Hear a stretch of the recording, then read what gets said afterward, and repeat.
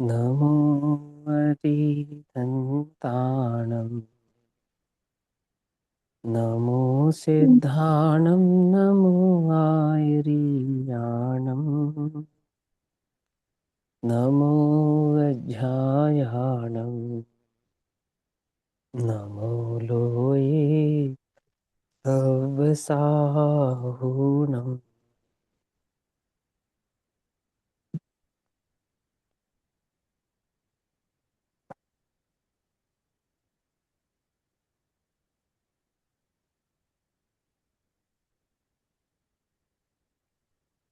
मंगलम भगवान वीरो मंगलम गौतमोगणी मंगलम कुंद कुंदाद्यो जैन धर्मोस्तु मंगलम।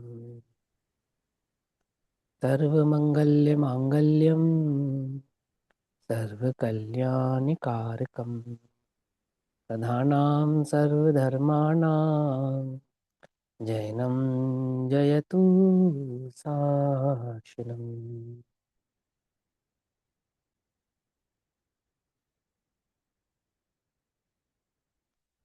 तज्जयति परम ज्योति समम समस्तैरनंत पर्याये दर्पण तल इव सकला प्रतिफलति पदार्थ मालिका यत्र।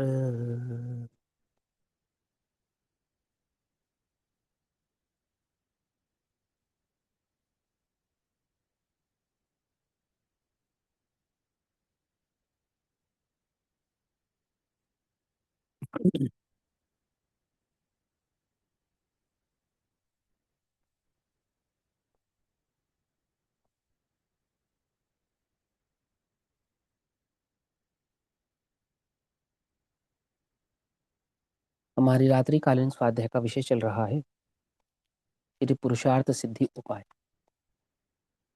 पुरुषार्थ सिद्धि उपाय का स्वाध्याय सम्यक चारित्र अधिकार के अंतर्गत और मुनि धर्म के स्वरूप की चर्चा करते हुए चल रहा है। और मुनि धर्म के स्वरूप की चर्चा करने के पश्चात रत्नत्रय और रत्नत्रय के फल का स्वरूप आचार्य देव हमको बतला रहे हैं, जिसकी टीका हम सभी पढ़ रहे हैं। श्लोक नंबर 212, 213 और 214। 254 नंबर 254 नंबर का पेज है। 212, 213 और 214 नंबर का श्लोक है, जिसमें रत्नत्रय और राग का फल बतला रहे हैं कि जितना जितना रत्नत्रय है उतना उतना अबंध है, और जितना जितना राग है उतना उतना बंध है। तो वह बंध और अबंध के स्वरूप को समझाने वाला ये भाव आचार्य देव हमारे सामने रखते हैं। वे कहते हैं 215 भी पढ़ चुके हैं ना हम, उसके लास्ट उस पे आए हुए हैं 261 पेज पे। अच्छा 215 कर गए, चलो हाँ। हाँ वो लास्ट पे है, 261 पेज पे जगन्य स्थिति पढ़ना है हमें। 15 नंबर का दीदी श्लोक, 260 अच्छा पेज पर यहाँ से ठीक पढ़ना है, है। ठीक है, हाँ ठीक है, ठीक है, ठीक है, ठीक है। 215 नंबर का श्लोक पढ़ना है। 215 नंबर का श्लोक पढ़ना है। आत्मा के साथ कर्मों का बंध करने वाला कौन है? आत्मा के साथ बंध का कारण राग है। उस राग और कषाय के स्वरूप को यहाँ पर समझा रहे हैं। योग और कषाय जो बंध के कारण है, उन दो कारणों को 215 नंबर श्लोक में कहते हैं। 214, 15 और 212, 13 और 14 नंबर के श्लोक हमने पढ़ लिए थे, और अब यहाँ पर हम पढ़ रहे हैं 215 नंबर का श्लोक, पेज नंबर 258। कल मैंने मार्क गलत लगा दिया इसमें, है ना। चलो अब 215 नंबर का श्लोक पढ़ते हैं। आचार्य देव कहते हैं, आत्मा के साथ कर्मों का बंध करने वाला कौन है? किसके कारण आत्मा आत्मा के साथ कर्मों का बंध होता है? तो कहते हैं कषाय और योग। कषाय और योग के कारण आत्मा में कर्म बंधन होता है। तो कषाय और योग के स्वरूप को समझाने वाला यह श्लोक आचार्य देव कहते हैं।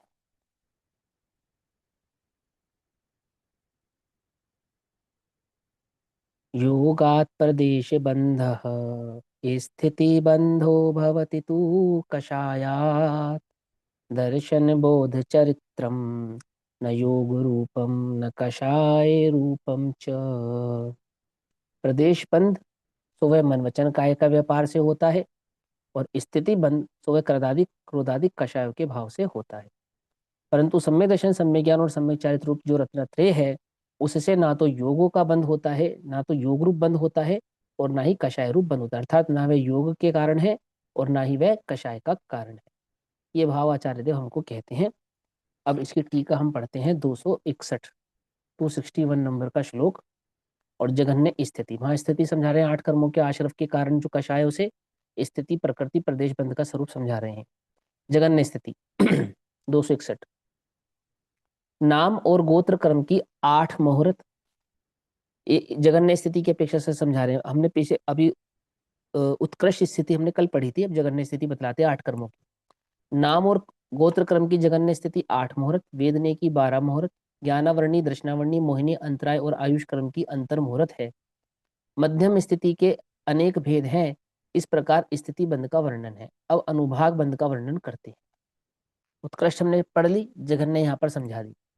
मैक्सिमम जो बंद होता है ना ज्ञानावर्णी, दर्शनावर्णी आदि कर्मों में, मोस्ट ऑफ द टाइम लोगों को जघन्य ही बंद होता है। हमें सभी जीवों को, ज्यादातर जीवों को जघन्य ही स्थितियों का बंद होता है, ज्ञानावर्णी, दर्शनावर्णी, मोहिनी आदि का प्रकृतियों। और कदाचित ऐसी स्थिति बनती है किसी किसी जीव के जिसके उत्कृष्ट स्थिति का बंद होता है। 70 कोड़ा कोड़ी, 60 कोड़ा कोड़ी, 50 कोड़ा कोड़ी का जो बंद है, ऐसी तीव्र कषाय या तीव्र मिथ्यात्व की स्थिति बहुत कदाचित स्थितियों में ही ऐसा होता है। ऐसा करना योग में एक नियम है। अब अनुभाग बंध का वर्णन करते हैं। कर्मों का विपाक, अनुभाग का मतलब होता है फल देने की शक्ति। अनुभाग का अर्थ होता है फल देने की शक्ति। कर्मों में फल देने की शक्ति कितनी है, तो वह जीव की कषाय और प्रकृति के ऊपर डिपेंड करता है कि उसने किस डेंसिटी के साथ उस कर्म को बांधा है, और उस बंध के साथ ही उसका आश्रय आता है। फॉर एग्जाम्पल, जैसे किसी ने 2 उंगलियों से तुम्हारे गाल पे मारा और एक पूरा चाटा तुम्हारे गाल पे मारा, तो ज्यादा दर्द किस में होगा? दर्द ज्यादा उसमें होगा ना। और किसी ने एकदम घूसा मारा तो और ज्यादा दर्द होगा। तो वो दर्द का बढ़ना, डेंसिटी का बढ़ना, फल देने की डेंसिटी का बढ़ना, चाहे पाप रूप चाहे पुण्य रूप, चाहे पाप रूप चाहे पुण्य रूप, विपाक या अनुभाग, यानी फल देने की शक्ति कितना फल उसका आपको मिलेगा, उसकी शक्ति कैसी होगी फल देने की, वो भाव यहाँ पर समझाते हैं। तो कर्म जो फल देने की शक्ति होती है वो कषायों से बनती है। समझे ना? स्थिति और अनुभाग, प्रकृति और प्रदेश, वो मन वचन काय की परिणति से अधिक बंधते हैं, और स्थिति और अनुभाग वो कषायों के कारण अधिक बंधते हैं। ऐसा यहाँ पर विस्तार से समझाते हैं। कर्मों का विपाक अर्थात उनमें जो फल देने की शक्ति होती है, विपाक माने पकना, कर्मों का समय पर पकना, माने अपने समय पर आकर फल देना, इसको कहते हैं विपाक। विशेष प्रकार का पाक, पाक माने पकना, पकना माने फल देना। जैसे फल होता है ना, फल, वो पके हुए फल को फल कहते हैं, कच्चे फलों को नहीं। पक गया, पका हुआ फल खाने योग्य होता है। ऐसे ही पका समय आकर, जिस स्थिति में आपने कर्म को बांधा था, उस समय आकर वो जो फल देगा, उस फल देने की शक्ति को यहाँ पर विपाक कहते हैं। कर्मों का विपाक अर्थात उनमें जो फल देने की शक्ति होती है, उसे ही अनुभाग बंध कहते हैं। यह अनुभाग बंध घातिया कर्मों का तो केवल अशुभ रूप ही होता है। फिर सुनो, अनुभाग बंध घातिया कर्मों में तो अशुभ ही होता है, शुभ प्रकृतियां होती ही नहीं घातियों में। और अघातियों में, तो अघाती कर्मों में उपचार से शुभाशुभ का भेद करते हैं। क्या? अघातियों में उपचार से शुभाशुभ का भेद करते हैं, वास्तव में शुभाशुभ नहीं होता वहां पे। असली अशुभ तो जीव के घातिया कर्म ही हैं। घातिया माने जो आत्मा के अनुजीवी गुणों का घात करे, और जो आत्मा का घात ही नहीं कर रहे, उनसे क्या तो शुभ और क्या अशुभ। मेरी बात समझ में आई ना? हमारे लिए अशुभ क्या है? जंगल में जहर उगता है, जंगल में उगता है, उससे हमें क्या लेना देना। लेकिन मेरे भोजन में जहर है, उससे फर्क पड़ेगा ना? क्या कहा? दुनिया की किसी फैक्ट्री में जहर बनता है, किसी लैब में जहर बनता है, जंगल में कहीं जहर उगता है, सांप के दांत में जहर होता है ना? होता है, ठीक है, कोई बात नहीं। लेकिन वही जहर यदि मेरे भोजन में है तो फर्क पड़ेगा। ऐसे ही जो घातिया कर्म है वो तो मेरा नुकसान करते हैं, मेरे गुणों का घात करते हैं, मेरे स्वरूप का घात करते हैं। और अघातियां, उनका मेरे स्वरूप से कोई लेना देना ही नहीं है, इसलिए उनका नाम अघाती है। घात ही नहीं करते, समझे? और घात नहीं करने पर भी उन्हें घातिया मानना, घात करने वाला मानना, ऐसा उपचार है। आती है समझ में? 8 कर्मों के स्वरूप की जब हमने चर्चा की है, तो वहां हमने विस्तार से इनकी चर्चा की है। तो यहाँ पे मैं भी उस डिटेल को नहीं ले रहा हूँ, आपने वो सब सुनी ही है, जिन्होंने नहीं सुनी है वो कक्षा सुन सकते हैं। बट यहाँ इतना समझो कि घातिया कर्मों में तो क्या होता है, रूप अशुभ रूप ही होता है, और आघाती कर्मों का शुभ रूप एवं अशुभ रूप दोनों प्रकार का होता है। अघातियों में शुभ भी होता है और अशुभ भी होता है, लेकिन घातिया में तो मात्र अशुभ ही होता है। अब हमें कौन से शुभ अशुभ की ज्यादा परवाह है, घाती की या अघाती की? हमें अपने आप से पूछना पड़ेगा। शरीर में होने वाला रोग और व्याधि आदि जो स्वरूप है या जो परिणमन है शरीर के, 5 समझो इसमें, 4 कर्म समझो इसके अंदर। गोत्र नाम वेदनीय और गोत्र नाम वेदनीय और आयु। आयुष, है ना? तो गोत्र नाम वेदनीय और आयुष, इस 4 से सबसे ज्यादा दुखी हैं हम। और इन चारों में शुभाशुभ के भेद होते हैं, और ये अघाती है, इनसे आत्मा का घात नहीं होता। ज्ञानावर्णी दृष्टावर्णी अंतराय और मोहिनी, ये मेरे वास्तविक दुख के कारण है, मेरे आत्मा के अनुजीवी गुणों का घात करते हैं, इनकी तरफ मेरा ध्यान नहीं है। फॉर एग्जाम्पल, मेरे पास पैसा थोड़ा हो इसका तो दुख है, लेकिन मुझे सम्यक दर्शन नहीं है, इसका कोई दुख नहीं है। मेरे शरीर में किसी प्रकार की कमजोरी है, हष्टता पुष्टता या स्वास्थ्य नहीं है, या मैं लंबा चौड़ा नहीं हूँ या खूबसूरत नहीं हूँ, उसका तो मुझे बहुत दुख है। परंतु मोह, वो मेरे वास्तविक दुख का कारण है, उसका मुझे कोई दुख नहीं। आमुक वस्तु की प्राप्ति मुझे हो जाती है, आमुक वस्तु की प्राप्ति मुझे नहीं होती है, इसका तो मुझे बहुत दुख है। सारा दिन ही दुख बना रहता है कि अमुक व्यक्ति मुझसे नहीं मिला, अमुक वस्तु मुझे नहीं मिली, अमुक अमुक संयोग मेरे को नहीं मिला, इसका तो सारा दिन दुख मनाते हैं हम। और ये जो मोह मेरे दुख का कारण है, इसका कभी दुख मनाते हैं हम कि मोह ही नहीं होना चाहिए? मोह दुख का कारण है। मोह को दूर करने का उपाय क्या है? मोह की पूर्ति का उपाय तो निरंतर करते हैं, लेकिन मोह को दूर करने का उपाय कितनी देर करते हैं? बोलो, सुख का कारण क्या है? मोह की पूर्ति होना ये सुख का कारण है, या मोह का दूर होना ये सुख का कारण है? इसका तो हम विचार ही नहीं करते। असली कषाय क्या है? असली कषाय ये नहीं है कि क्रोध मान माया लोभ, ये वास्तविक कषाय नहीं है। अनंतानुबंधी वास्तविक कषाय है। क्या है अनंतानुबंधी? कि मुझे खबर ही नहीं है कि दुख का कारण क्या है। क्या मुझे मालूम ही नहीं है? क्या नहीं मालूम? कि मुझे ये जो पुरुषार्थ है वो करना कहाँ है। आती बात समझ में? नहीं समझ आती? छोटे बच्चे को 6 महीने का बच्चा है, साल भर का बच्चा है, दादी ने प्रसन्न होकर सोना की चैन पहना दी, क्या लाभ है उसको? उससे कोई लाभ नहीं है। मेरी बात समझे ना? ऐसे ही ये जो जीव है, इसे पता ही नहीं कि मेरा लाभ किस में है और अलाभ किस में है, पता ही नहीं। असली दुख की बात तो ये है। आती है बात समझ में? नहीं आती है ना? ऐसे मोहिनी को, ज्ञानावरण को, दृष्टावरण को, अज्ञान को ये तो दुख रूप नहीं मानता। मुझे वस्तु स्वरूप समझ में नहीं आ रहा है, इसका कोई दुख नहीं है।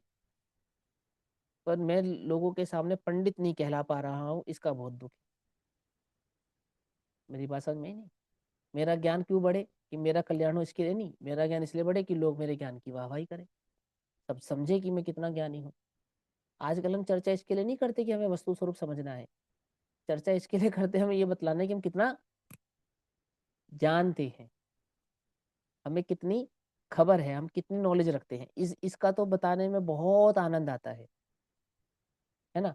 और सीखने की बुद्धि, समझने की बुद्धि, कल्याण की बुद्धि, हम्म, उसका तो रंच मात्र भी आनंद नहीं है, उसका तो रंच मात्र भी रस नहीं है। समझ में आती है बात? नहीं समझ में आती? समझ रहे हो? वो समझो ध्यान से। मेरे वास्तविक दुख का कारण क्या है? मेरे वास्तविक दुख का कारण मेरा मोह है। मेरा मोह है।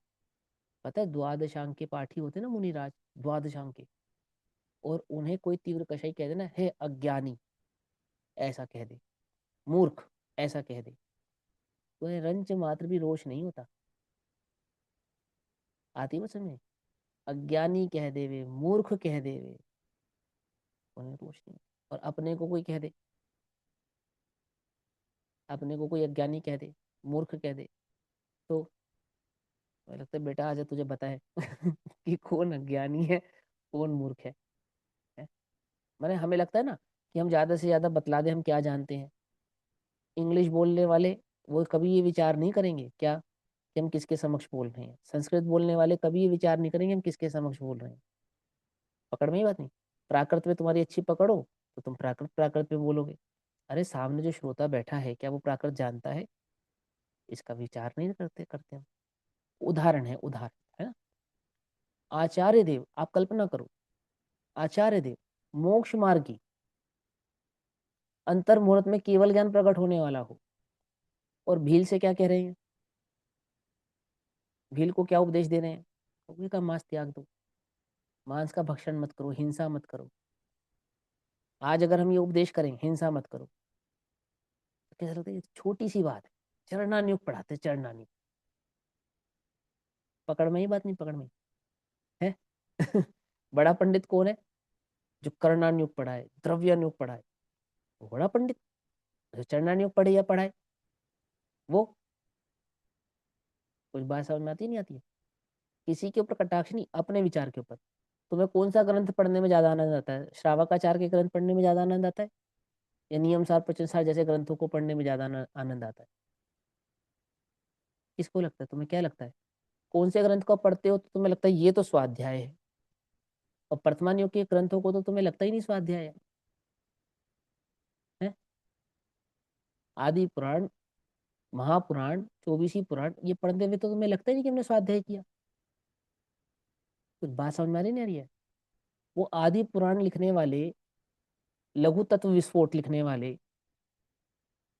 आदि पुराण जैसे ग्रंथों को लिखने वाले, महापुराण जैसे ग्रंथों को लिखने वाले, उन आचार्यों में कोई भेद नहीं है, अलग अलग आचार्य नहीं है वे। बात समझ में आ रही है नहीं आ रही है। ऐसा नहीं है कि जिन्होंने समय सार की रचना करी है वो आचार्य महान है, और जिन्होंने आदि पुराण की रचना करी है वे आचार्य कम कम महान है, ऐसा नहीं है। असंख्यात मुख केवली होते, असंख्यात, एक शब्द नहीं बोलते। सभी सभी को बराबर सुख की प्राप्ति होती है, बराबर पद की प्राप्ति होती है, बराबर कल्याण का मार्ग प्राप्त होता है। मैं ये समझा रहा हूँ कि हमारे दुख का कारण क्या है और हमारे कल्याण का मार्ग क्या है, अभी हम इसमें भेद करना ही सीखे नहीं है। अभी हमें यही समझ में नहीं आ रहा है कि वास्तविक दुख का कारण ये जो मेरी मोह बुद्धि है, ये जो मेरा अज्ञान परिणाम है, ये मेरा जो ज्ञानावरण है, कौन सा ज्ञानावरण, क्षयोक्षम ज्ञान वाला ज्ञानावरण नहीं, अज्ञान संबंधी ज्ञानावरण। पंडित टोडरमल जी ने मालूम क्या लिखा, रस्सी को सांप कहे तो भी सम्यक ज्ञानी है। सोचो कौन सा दोष है, वो ज्ञानावरण है या मोहिनी है, कौन सा है। क्षय अवशम तो इतना कम हो गया कि रस्सी सांप दिख रही है, आती है वो समझ में नहीं। लेकिन आत्मज्ञान है, सम्यक ज्ञानी है। कुछ अंतर समझ में आ रहा है नहीं आ रहा है, बात समझ में आ रही नहीं आ रही। लेकिन अपने लिए दुख का कारण क्या है, अपने को क्या लगता है कि मेरे मेरे वास्तविक दुख का कारण है क्या, ये जो मेरा ही राग मुझको कब से रुला रहा है। मैं विचार ही नहीं कर रहा इस बात का, राग को दूर करने का उपाय नहीं है मुझे, मैं निरंतर राग की पूर्ति का ही उपाय कर रहा हूँ। निरंतर, निरंतर माने बिना किसी अंतर के, एकमात्र यदि कोई उपाय कर रहा हूँ तो राग की पूर्ति का कर रहा हूँ बस। पकड़ में आती है बात, नहीं पकड़ में आती। वर्तमान योग के आचार्यों ने अपने ग्रंथों में ये नहीं लिखा कि वर्तमान योग के ही ग्रंथ पढ़ना, और द्रव्यन योग के आचार्यों ने कभी ये नहीं लिखा कि द्रव्यन योग के ही ग्रंथ पढ़ना। कभी लिखा है ऐसा, ऐसा तो नहीं लिखा। जैसी जिसकी भूमिका है वैसा पढ़ना। हम क्या कहते हैं, दो ही ग्रंथ है इस दुनिया में, कौन से, एक समय सार और एक नियम सार, बस, और दूसरा कोई पढ़ने की आवश्यकता ही नहीं। ऐसा ही है, ऐसा ही है। जिसे क्षोभम ज्ञान प्रिय है वो कहेगा ऐसी बात, है ना। नाना प्रकार की चीज, नाना प्रकार की, अपने अपने को सोचो, अपने को विचार करो कि मुझे अज्ञान जीतना है या मुझे क्षयोक्षम बढ़ाना है।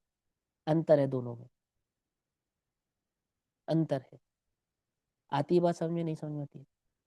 मुझे क्षयोक्षम नहीं बढ़ाना, मुझे तो अपना अज्ञान जीतना है, अज्ञान जीतना। मुझे मोह की पूर्ति नहीं करनी, मुझे तो अपना मोह जीतना है। आती है बात समझ में, है ना। मैं स्वाध्याय किस लिए करता हूँ, मोह जीतने के लिए करता हूँ, अज्ञान जीतने के लिए करता हूँ। ज्ञान मेरा लक्षण है, अज्ञान वास्तव में दुख का और बंध का कारण है। क्या कहा? घात या कर्मों में तो केवल अशुभ का ही बंध होता है। घात या जो मेरा घात करते हैं और जो मेरा घात नहीं करते हैं, उनमें शुभ अशुभ के भेद होते हैं। ठीक है ना? जैसे कि ज्ञानावरण, दर्शनावरण, मोहिनी और अंतराय। इन चार का तो लता, दारू, लकड़ी, हड्डी और पत्थर रूप क्रम से बढ़ता बढ़ता अनुभाग बंध होता है। ये कर्म के बंधने की कठोरता, उन्हें अनुभाग देने की, फल देने की शक्ति के भेद आचार्य देव ने करे। जैसे लता सॉफ्ट होती है, लता से थोड़ी हार्ड लकड़ी होती है, लकड़ी से थोड़ा और हार्ड हड्डी होती है, और हड्डी से भी थोड़ा और हार्ड पत्थर होता है। तो फल अनुभाग देने की शक्ति कैसी है? किन्हीं कर्मों में तो पत्थर जैसी, वज्र जैसी शक्ति है, किन्हीं में हड्डी की मजबूती जैसी शक्ति है, किन्हीं में लकड़ी की जैसी शक्ति है, और किसी में लता जैसी शक्ति है। लता जैसे सॉफ्ट होती है ना, उसकी जैसी शक्ति है। नाम, गोत्र, वेदनीय, आयु, इन चार कर्मों में यदि शुभ रूप हो तो गुड़, खांड, शक्कर और अमृत के समान और क्रमशः बढ़ते हुए माधुर्य की तरह शुभ रूप फल देता है। और यदि अशुभ रूप हो तो नीम, कांजी, विष और हलाहल समान क्रमशः बढ़ती हुई कटुता की तरह अशुभ फल देता है। माने ये वेदने के संदर्भ में है। यहाँ पे इस प्रकार का वेदन होता है। पुण्य का उदय हो तो मधुरता का वेदन होता है, और पाप का उदय तीव्र हो तो कटुता का वेदन होता है। ऐसा जीव को शुभाशुभ परिणामों का फल प्राप्त होता है। इस प्रकार इन सभी कर्मों का विपाक हुआ करता है। इस तरह चारों प्रकार के बंध का वर्णन किया, संक्षिप्त वर्णन किया। रत्नत्रय से बंध कैसे नहीं होता, अब यह बात यहाँ पर बतलाते कि रत्नत्रय बंध का कारण क्यों नहीं है, कैसे। रत्नत्रय में ऐसी क्या बात है कि वो बंध रूप नहीं है? ऐसा 216 नंबर के श्लोक में आचार्य देव हमसे कहते हैं। वे कहते हैं, दर्शन मात्म विनिश्चितिरता तिरात्म परिज्ञान मिष्यते बोधः स्थिरात्मनि चरित्रम कुत इतेभ्यो भवति बंधः। अर्थात अपने आत्मा का विनिश्चय अर्थात सम्यक दर्शन, अपने आत्मा का विनिश्चय अर्थात विवेक पूर्वक निश्चय करना, विशेष निश्चय करना, भली प्रकार से अपने आत्मा के स्वरूप को समझना। अपने आत्मा का विनिश्चय अर्थात भली प्रकार से अपने आत्मा का जो श्रद्धान है, जो समझ है, विशेष प्रकार का जो निश्चय है, तो वह क्या है? वह सम्यक दर्शन है। आत्म परिज्ञानम अर्थात आत्मा का जो विशेष ज्ञान है, तो वह सम्यक ज्ञान है। और आत्मा में स्थिरता, आत्मा में स्थिरता, तो वह सम्यक चारित्र है, कहा जाता है। उसे सम्यक चारित्र कहा जाता है, स्थिरता को चारित्र कहा जाता है। तो फिर इन तीनों से किस तरह बंद होवे? अब बताओ इसे बंद कैसे हो सकता है?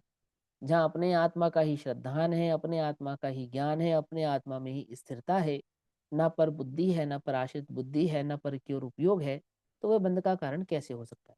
रत्नात्रय तो मुक्ति का कारण इसीलिए ही है क्योंकि वह स्वरूप की स्थिरता, स्वरूप की प्राप्ति और स्वरूप के ज्ञान की ओर ही उन्मुख करने वाला है। क्या कहते हैं?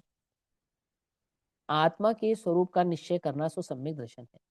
आत्मा के स्वरूप का परिज्ञान सो सम्यक ज्ञान है, और आत्म स्वरूप में जो लीनता है, निश्चलता है, सो सम्यक चारित्र है।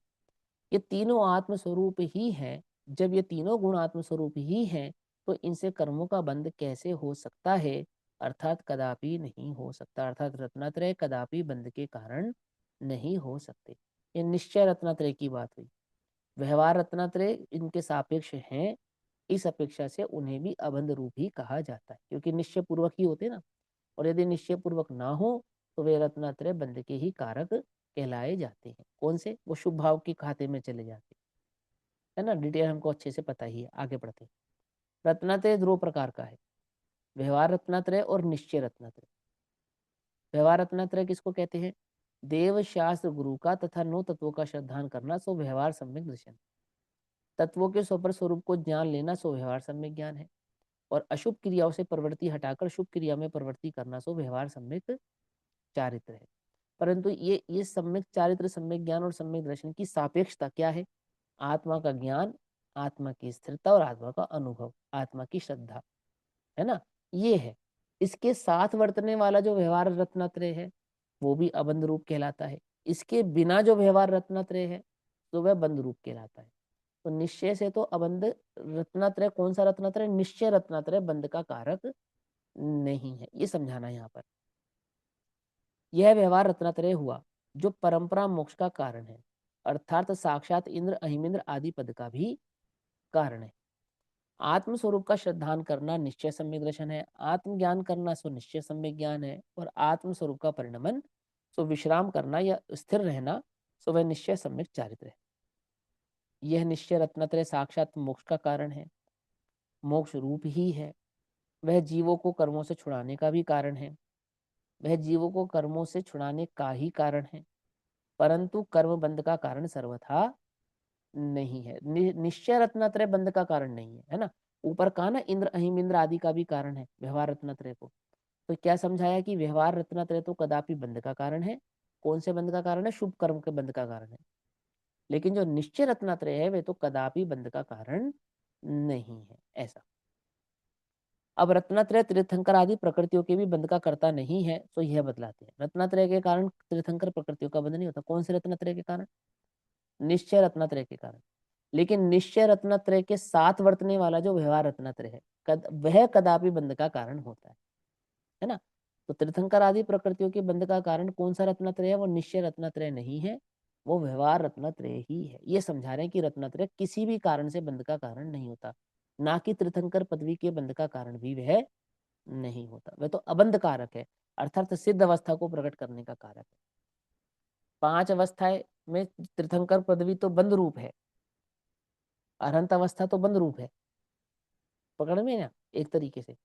उसमें भी मूलतः तीर्थंकर प्रकृति की बात है। लेकिन सिद्धादि अवस्था है जो कैसी है? वो तो मूल पूर्णतः निर्बंध अवस्था ही है। वो किसी कर्म के उदय से प्राप्त नहीं, कर्म के अभाव से प्राप्त होती है। ठीक है ना, ऐसा। सम्यक सम्यक चारित्राभ्याम तीर्थंकराहरण कर्मणो बंध योप्युपदिष्ट समय न नैविदाम सोपि दोषाय। और तीर्थंकर प्रकृति और आहारक प्रकृति का जो बंध सम्यक्त और चारित्र से आगम में कहा गया है ना। तीर्थंकर प्रकृति के बंध का कारण रत्नत्रय को कहा गया है, और आहारक आदि शरीरों के प्राप्त होने का कारण भी कहा है। रिद्धियां एक प्रकार की लब्धियां होती हैं, आहारक लब्धियां, तो उनके बंध का कारक भी वो रत्नत्रय का ही कारण कहा है। मैंने ऐसा समझो कि सम्यक दृष्टि जो मुनिराज होते हैं, भावलिंगी मुनिराज, उनको ही तीर्थंकर प्रकृति का आश्रम कहा होता है। और उन्हीं के आहारक आदि जो शरीर आदि के बंध होते हैं ना, आहारक जो शरीर से पुतला निकलना और तीर्थंक कहीं पे जाके अपना प्रश्न पूछकर उत्तर लेकर वापस आ जाना, वो जो प्राप्त होता है सो वह भी भावलिंगी मुनिराजों की ही प्राप्त होता है। हाँ, क्या बोलो, कुछ कहना था? तीर्थंकर प्रकृति तो चौथे गुण स्थान से बंधनी शुरू हो जाती है। बन नहीं जाती है, लेकिन उसमें रत्नत्रय की भावना प्रबल होनी चाहिए ना। तो चौथे गुण स्थान में भी रत्नत्रय होता है या नहीं होता है? 5वें में भी रत्नत्रय होता है। वो मुनिराज वाला रत्नत्रय नहीं, रत्नत्रय में सब काउंट हो रहे हैं, सिर्फ मुनियों का रत्नत्रय नहीं आ रहा इसके अंदर। इसमें इसमें चौथे, 5वें, छठे, 7वें गुण स्थान वाले सभी गुण स्थानों का रत्नत्रय आ रहा है। तो चौथे गुण स्थान में सम्यक दर्शन के कारण तीर्थंकर प्रकृति का बंध नहीं हुआ। सम्यक दर्शन के साथ वर्तने वाला जो राग भाव है, उससे वो तीर्थंकर प्रकृति का बंध होता है, ये कह रहे हैं आप। तो चौथे में भी होता है, 5वें में भी होता है, छठे में भी होता है।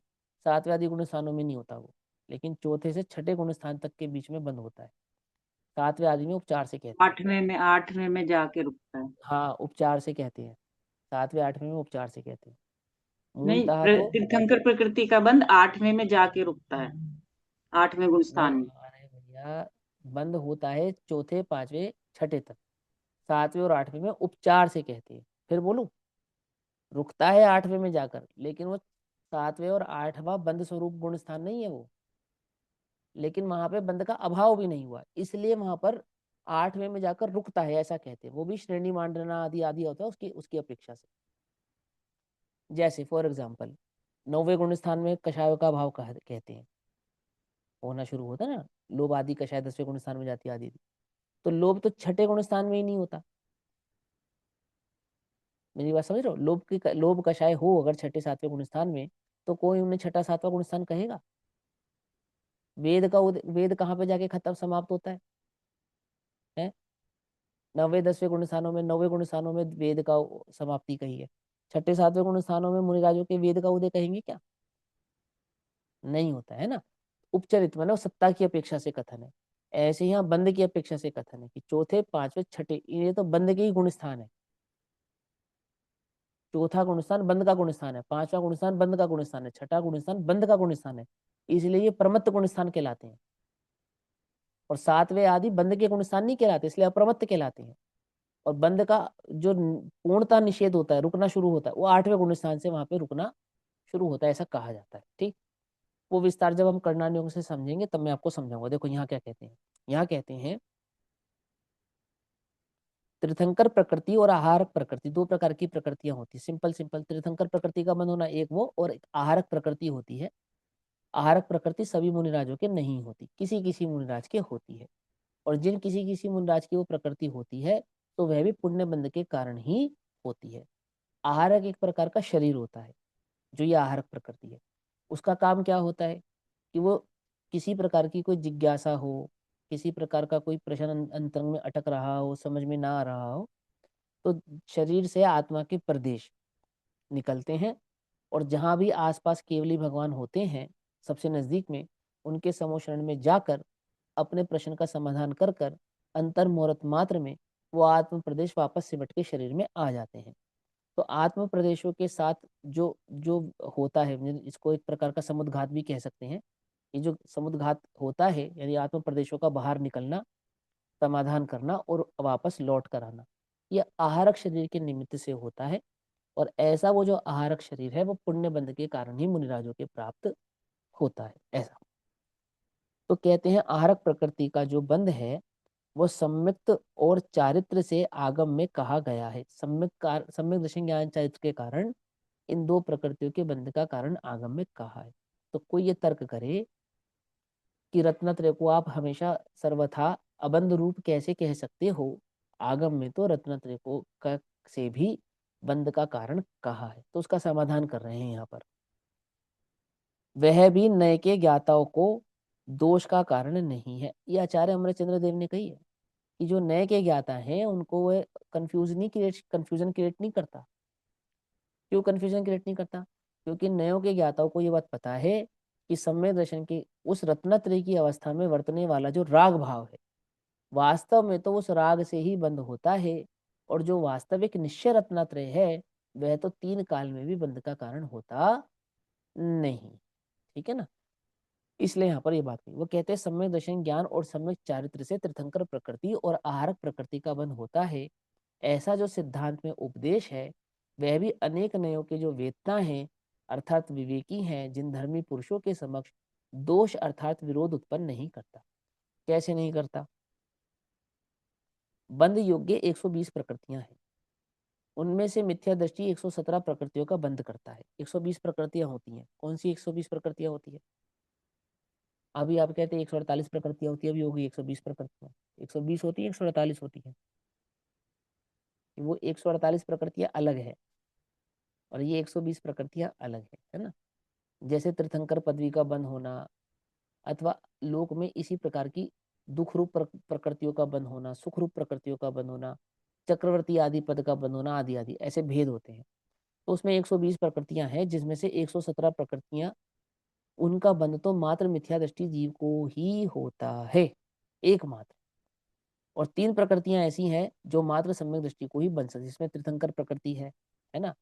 और शायद मेरे ख्याल से स्वधर्मेंद्र की है, अहिमेंद्र आदियों की प्रकृतियां हैं, ऐसा कुछ उसमें भेद है।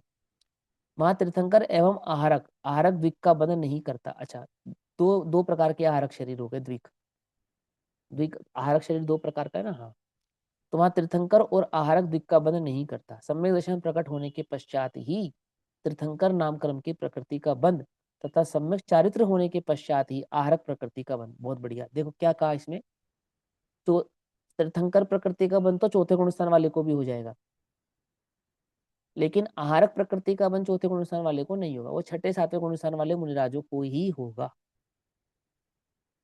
समझ में बात नहीं? समझ में क्या है इसका अर्थ, भावार्थ का? तीर्थंकर प्रकृति का आश्रय तो चौथे पांचवें छठे गुण स्थानों में हो जाएगा, लेकिन आहारक प्रकृति का चौथे और पांचवें गुण स्थान में बंध नहीं होगा, वहां छठे सातवें गुण स्थान में ही होगा। ठीक है। तो कहते सम्यक दर्शन प्रकट होने के पश्चात ही तीर्थंकर नामकरण प्रकृति का बंध होता है, तथा सम्यक चारित्र होने के पश्चात ही आहारक प्रकृति का बंध होता है।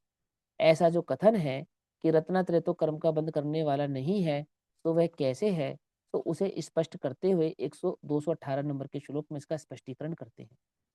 सति सम्यक् चरित्रे तीर्थंकाहारक बंधो भवतः योग कषायो नास्ति तत्पूर्णस्ति तन्मुंदासीनम। जिसमें सम्यक्त और चारित्र होने पर तीर्थंकर और आहारक दिक का बंध करने वाले योग और कषाय होते हैं, और नहीं होने पर नहीं होते हैं, अर्थात सम्यक्त और चारित्र बिना बंध का कर्ता योग और कषाय नहीं होते हैं, वह सम्यक और चारित्र इस बंध में उदासीन है। उदासीन अर्थात वह गौण है, उनका उनकी यहाँ पर मुख्यता नहीं है। क्या कहा है श्लोक में? बंध के कारक जो रत्नात्रय कहे हैं, तो वह निश्चय रत्नात्रय नहीं कहे हैं, व्यवहार रत्नात्रय कहे हैं। निश्चय रत्नात्रय तो इसमें गौण है, इनमें व्यवहार रत्नात्रय की मुख्यता है। कौन से व्यवहार रत्नात्रय की मुख्यता है? निश्चय के साथ वर्तने वाले व्यवहार रत्नात्रय की ही मुख्यता है, कोरे व्यवहार रत्नात्रय की नहीं। कोरे व्यवहार रत्नात्रय की नहीं, निश्चय के साथ जो व्यवहार रत्नात्रय है, उस व्यवहार रत्नत्रय की मुख्यता से इन तीन प्रकृतियों के बंध की बात रत्नत्रय के कारण होती है, ऐसा कहा है। जो निश्चय रत्नत्रय है उसकी बात यहाँ पर नहीं है, उदासीन है माने गौण है, उसकी दृष्टि जो से ये नया बात यहाँ पर नहीं। नया रत्नत्रय हुआ है, जो नया प्रकट हुआ है। हाँ, जिन्हें निश्चय रत्नत्रय हुआ है ना, वो निश्चय हम्म, रत्नत्रय के साथ पर पूर्ण वीतराग तो हुआ नहीं है, तो जितना हम्म, जितना रागांश बाकी है, तो रत्नात्रय के साथ वर्तने वाला जितना जितना रागांश बाकी है वो बंध का कारक है। तो ये जो तीन प्रकृतियां रत्नात्रय से बंध के कारण में कही, कौन कौन सी? एक तीर्थंकर और दो आहारक, द्विकाहारक। तो ये जो तीन प्रकृतियां हैं, ये किसको बंधती हैं? कि सम्यक दृष्टियों को ही बनती है, लेकिन सम्यक दृष्टियों को सम्यक दर्शन के कारण नहीं बंधती, सम्यक दृष्टियों को भी राग के कारण ही बंधती। ऐसा आई बस समझ में? ऐसा कह रहे हैं। देखो, सम्यक और चारित्र के प्रकट होने पर ही मन वचन काय के योग तथा अनंतानुबंधी को छोड़कर शेष तीन कषायों की उपस्थिति में तीर्थंकर और आहारक द्विक का बंध होता है। तीर्थंकर का तो तीन कषाय की उपस्थिति में बंद होता है, और आहारक द्विक का एक कषाय की उपस्थिति में बंद होता है। मात्र संजुलन कषाय की उपस्थिति में तो बंधेगी आहारक, दोनों प्रकार की। और जो तीर्थंकर प्रकृति है वो प्रत्याख्यान, अप्रत्याख्यान और संजुलन, इन तीन में से किसी के भी होने पर बंध सकती है। ठीक है ना, समझ में बात? तो क्या कहते हैं? अतः रत्नत्रय है वह तो बंधक नहीं है, वह तो बंध में उदासीन है। अर्थात निश्चय रत्नत्रय के कारण तो बंध होता नहीं है, परंतु निश्चय रत्नत्रय के साथ जो कषाय भाव बाकी है, उस कषाय भाव के कारण बंध होता है। ऐसा तीर्थंकर प्रकृति का बंध तो योग, तीन कषाय चौकड़ी अर्थात अप्रत्याख्यानावरण, प्रत्याख्यानावरण और संजलन तथा नौ कषाय में होता है। फिर भी वह सम्यक्त और चारित्र इस बंध में उदासीन है, अर्थात राग रूप नहीं। जब आत्मा में सम्यक दर्शन और सम्यक चारित्र गुण प्रकट नहीं था, तब भी आत्मा के साथ कर्मों का बंध होता था, और जब एक देश सम्यक चारित्र प्रकट हो गया, तब भी आत्मा के साथ कर्मों का बंध होता है। तब चार कर्म कषायों के अनुसार होता था, अब जितनी कषाय का सद्भाव है उसके अनुसार होता है। ठीक है ना? इससे सिद्ध देखो, उसमें है ना कर्म चेतना, कर्म फल चेतना आदि आदि, वहां पे इस प्रकार से समझाया है समय सार में इसी बात को। एक का कर्म चेतना, एक का कर्म फल चेतना, है ना? तो कौन सी आत्मा को कर्म चेतना का और कौन सी आत्मा को कर्म फल चेतना का, ऐसा भेद करके करके समझाया ना। तो वहां पे मिथ्या दृष्टि को तो सर्वधा कर्म चेतना ही का और कर्म फल चेतना ही का, और एक थे ज्ञान चेतना। तो ज्ञानी की चेतना को ज्ञान चेतना कहा, लेकिन ज्ञानी की चेतना को गुण स्थानों के हिसाब से भेद करके कर्म फल चेतना, कर्म चेतना भी कहा और ज्ञान चेतना भी कहा, है ना? वहां इस तरह से विस्तार किया, और यहाँ पर ये सम्यक दर्शन के साथ राग कषाय भाव की अपेक्षा से विस्तार कर रहे हैं। प्रवचन सार नियम सार में भी इन बातों को बहुत अच्छे से समझाया है कि ज्ञानी को अबंध कहा, सर्वथा अबंध कहा। तो किस अपेक्षा से कहा? अनंतानुबंधी की अपेक्षा से कहा, तीन कषाय चौकड़ी की अपेक्षा से नहीं कहा, है ना? समय सार में भी इसका खुलासा किया ना। और जितनी जितनी कषाय है उतना उतना तो बंध है, परंतु अनंत का बंध नहीं है, इस अपेक्षा से उसको अबंध कहते हैं। ऐसे ही यहाँ है कि रत्नत्रय के कारण बंध होता है, ऐसा जो कहा है तो वो रत्नत्रय बंध का कारण नहीं है। रत्नत्रय के साथ वर्तने वाला जो व्यवहार रत्नत्रय है, जो कि वास्तव में राग रूप है, उस राग रूप होने के कारण वो व्यवहार रत्नत्रय बंध का कारक है। सराग चारित्र। सराग चारित्र, छठे गुण स्थान में सराग चारित्र होता है क्या? छठे सातवें गुण स्थान में सराग चारित्र होता है? छठे हाँ, सातवें गुण 3 का स्थान के शायद सराग चौकड़े का चारित्र। ही अभाव है ना। अरे दीदी, छठे सातवें गुण स्थान के चारित्र को वीतराग चारित्र कहते हैं, ठीक है, सराग मतलब चारित्र नहीं चौथे कहते। गुणस्थान वर्ती जीव के हाँ, चारित्र को ही सराग चारित्र, ठीक है। पंचम गुण स्थान वाले को सराग चारित्र कहते हैं, चौथे वाले चारित्र को अचारित्र कहते हैं। चौथे गुण स्थान वाले चारित्र को चारित्र न कहकर अचारित्र कहते हैं। पंचम गुण स्थान वाले चारित्र को सराग चारित्र कहते हैं। छठे सातवें गुण स्थान वाले चारित्र को वीतराग चारित्र कहते हैं। लेकिन वो तीनों ही बंध के कारक हैं। कहाँ से? जो जो जितनी जितनी उनमें कषायों का सद्भाव है उतना उतना, और जितना जितना कषायों का अभाव है उतना उतना वे बंध के कारक नहीं है ना। तो ऐसा नहीं कहेंगे कि सराग चारित्र बंध का कारक है, ऐसा नहीं कहेंगे। बस यहाँ पर इतनी ही बात कहेंगे कि जितनी कषाय विद्यमान है वो बंध का कारक है, ऐसा। क्योंकि सराग चारित्र कहने पर तो छठा गुण स्थान बंध का कारक नहीं रहेगा, क्योंकि वो वीतराग चारित्र का गुण स्थान है, ठीक है ना। अब आत्मा में सम्यक दर्शन और सम्यक चारित्र गुण प्रकट नहीं था, तब भी आत्मा के साथ कर्मों का बंध होता था, और जब एक देश सम्यक चारित्र प्रकट हो गया है तब भी आत्मा के साथ कर्मों का बंध होता है। इससे यह सिद्ध हुआ कि कर्मों के बंध का कारण योग और कषायों का सद्भाव है, ना कि कर्मों के अबंध का कारण योग और कषायों का असद्भाव है। अब यहाँ पर शंका है, यदि ऐसा है तो सम्यक को देवायु का बंध का कारण क्यों कहा? तो सम्यक दर्शन को देवायु के बंध का कारण क्यों कहते हैं? तो सम्यक दर्शन को नहीं कहते हैं, सम्यक दर्शन के साथ वर्तने वाले सराग भाव को कहते हैं देवायु बंध का कारक, है ना। कि सम्यक दृष्टियों को नरक आदि आयु का बंध नहीं होता, परंतु देवादि आयु का बंध होता है।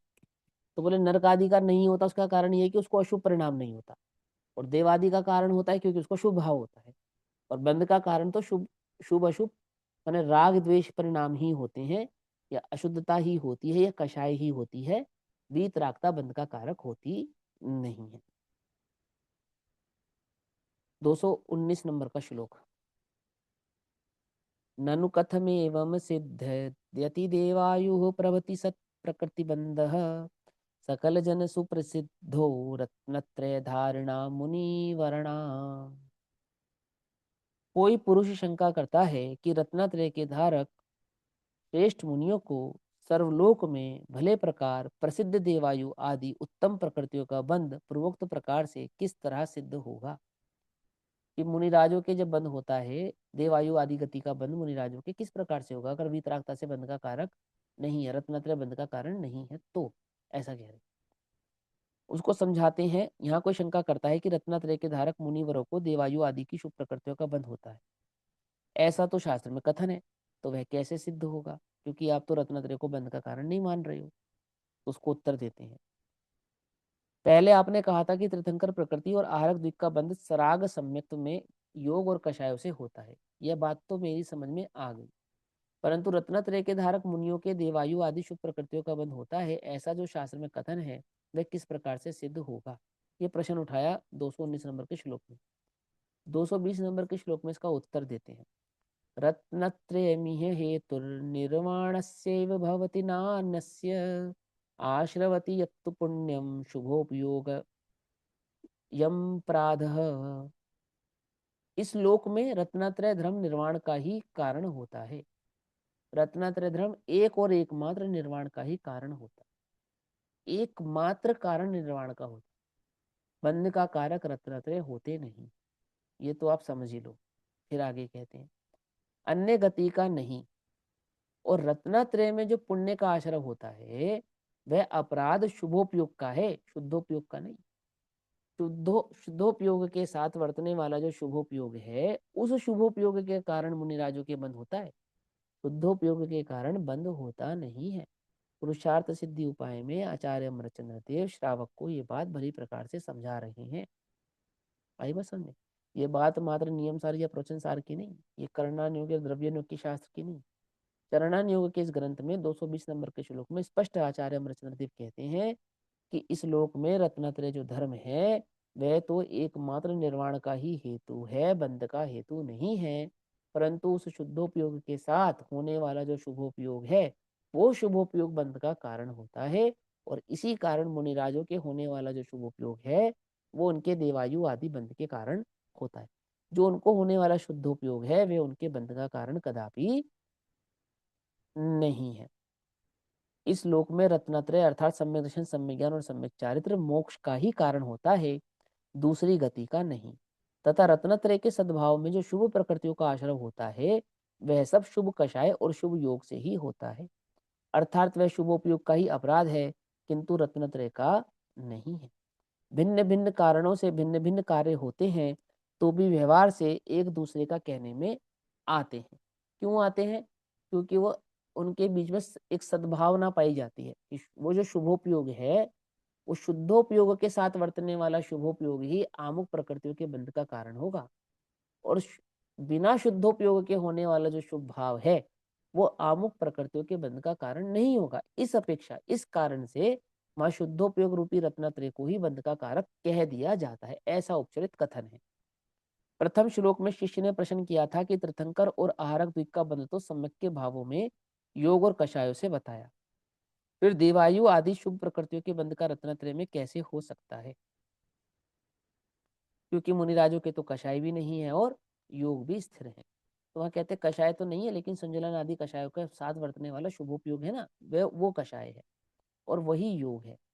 उसका समाधान यह किया कि वास्तव में रत्नत्रय तो निर्वाण का ही कारण है, परंतु उसके होते हुए जो इंद्र आदि देव आदि पद का आश्रय होता है वह शुभोपयोग का अपराध है।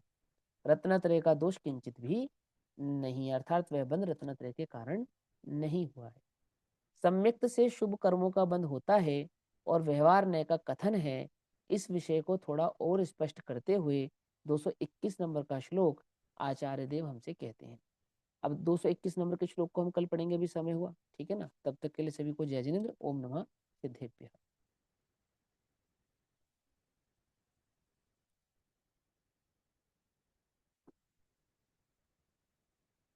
वैसे तो मुझे लगता है कि विषय एकदम सरल है, इसलिए मैं थोड़ा फास्ट पढ़ा रहा हूँ, पर आपको लगे कि नहीं भैया फास्ट ज़्यादा जा रहा है, मुझे समझ में नहीं आ रहा है, तो मैं उसको स्लो करके पढ़ाऊंगा, एक एक बात पढ़ा वर्ड टू वर्ड समझा सकता हूँ।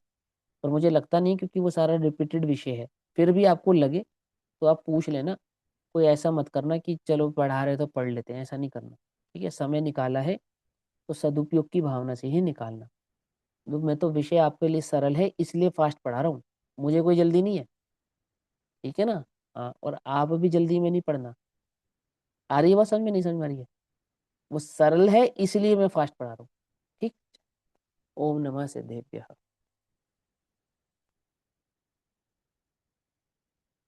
निज निधि निज में बताई यह अनंत उपकार है, उसके लिए जिनवाणी माँ को वंदना शत बार है।